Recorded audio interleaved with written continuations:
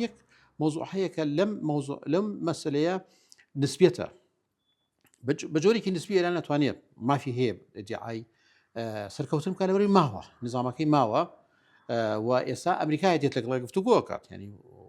لخمي صفوانية يعني تسليم نبوة الروال بلاتي كتير بيكوا دانش گفتوگۆ أمريكاش لروي نسبية تواني بلي من إيران من أشارك بيك گفتوگۆ بكات قروي هرمز بلا راسي دا أما جوري كلا سركوتن بو إيران وش كسيكي قوري بو أمريكا لبروي قروكا كراو بو بيشركا يعني موضوع نبو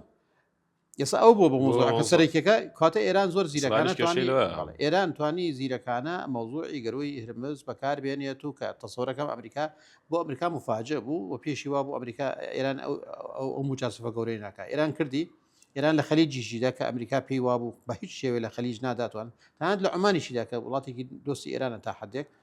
كواتا إيران أوراق كاني تيكدا بسر أمريكا دا يعني مصطلحات سياسية عليها طاولة كي بسر قلب كردوا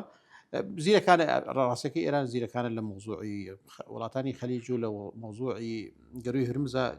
يسات قروي كردنوي قروي هرمز بو بخاريكي سريكي ومرجي گفتوگۆ كان بۆتە گەروی هرمز گەروی هرمز لە ینی 24 ساعت پێش دەستپێکردنی شەڕەکە لە مۆزوعە نەبووە